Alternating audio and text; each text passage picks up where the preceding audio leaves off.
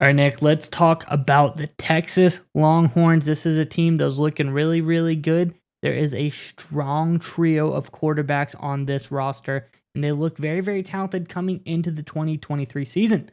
But it is not always about what is going on right now. It's about the future and what those prospects on that roster, specifically the quarterback position, can provoke from the recruiting game of the 2024 class. I think Texas has gotten another very good recruit this past weekend to show that they are on top and these quarterbacks can bring in just about anybody.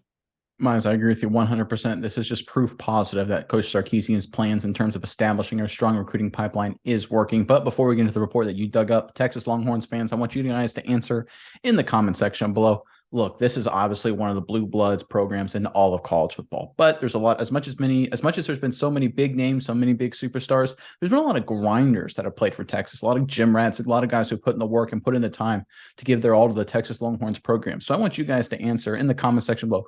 Who is the hardest working guy you ever watched as a member of the Texas Longhorns football program?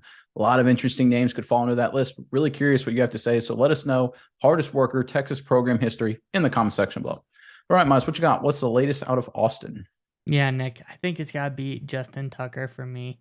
Hard worker, Hall of Famer, probably best kicker in the NFL. So come out, Texas, really, really good player.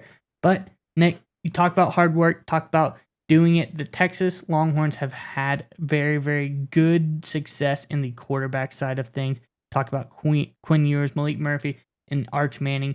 Who wouldn't want to play with any single one of those guys? They all seem to be very high-tier quarterbacks for this program, and that can attract a lot of high-tier receiver talent as well, and that has happened this past weekend when Freddie Dubose, four-star wide receiver from Texas as well, decided to give his commitment to the Longhorns. Nick, let's get into the article here. This was written up on On3 Sports by Hayes Fawcett. It says, four-star wide receiver Freddie Dubose of Schertz, Texas, Smithson Valley High, announced his commitment to Texas Sunday evening. The 6'1", 190-pounder chose the Longhorns over UTSA, Texas A&M, and others.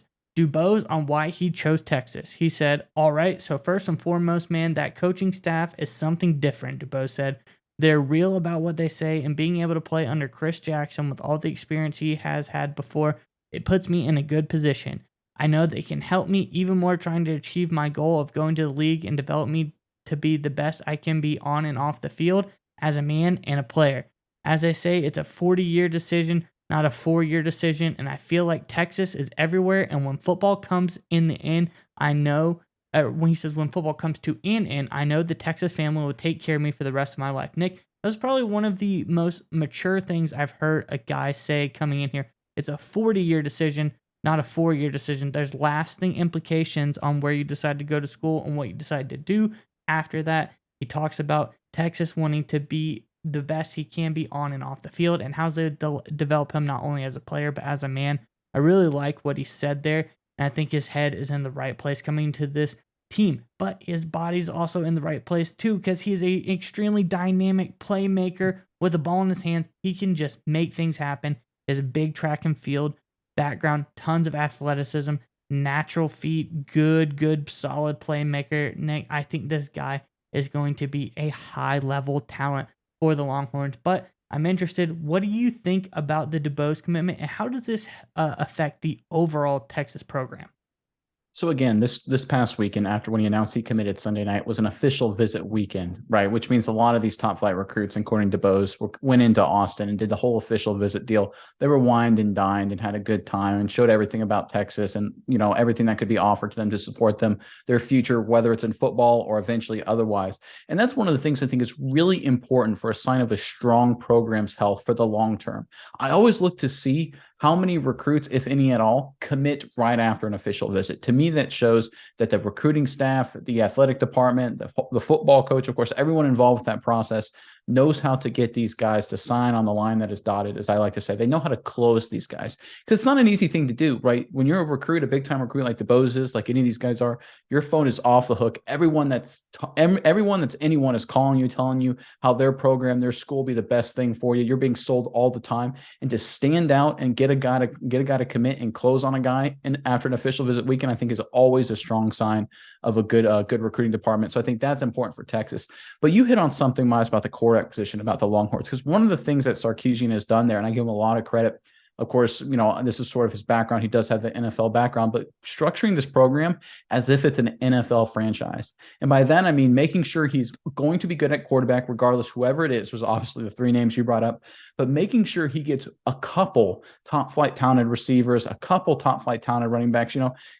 Some of these guys, some of these departments, they try and just go and get everybody. They sit there and say, let's try and bring as many top flight 3, 4, 5 stars as we can, and we'll figure out if it works or not. Sarkisian is very deliberate about who he targets, who he focuses. And I think that helps him getting these guys to close too. Because he goes to a guy like Dubose and says, listen, here's my plan for you. I think you're going to be making this up here. I think you're going to be an X receiver, and Arch Manning's going to throw 13 touchdown passes to you in 2025. That's going to be your career for us. And then you're going to go in the 3rd round of the NFL draft. And then we'll see what happens after that. Like, I think that's where Sarkisian gets these guys in, because he targets exactly what he envisions for them, and these kids buy into it. So from that perspective, I think this is also a great sign for Texas Longhorns, because one of the questions about Sark, I know he brought in Arch Manning, and he does have some strong recruiting chops, was how consistent could he be in the recruiting game outside the quarterback position? Whole different ball game, of course, when you're recruiting skilled players than it is quarterbacks. Completely different dynamic. The fact that he gets a guy like Dubose to commit on an official visit weekend, to me, shows that Coach Sarkisian and the entire recruiting department there at the Texas Longhorns football program is really set up, not just for the quarterback position, but for all the positions. And I think that's a great sign for Texas going forward.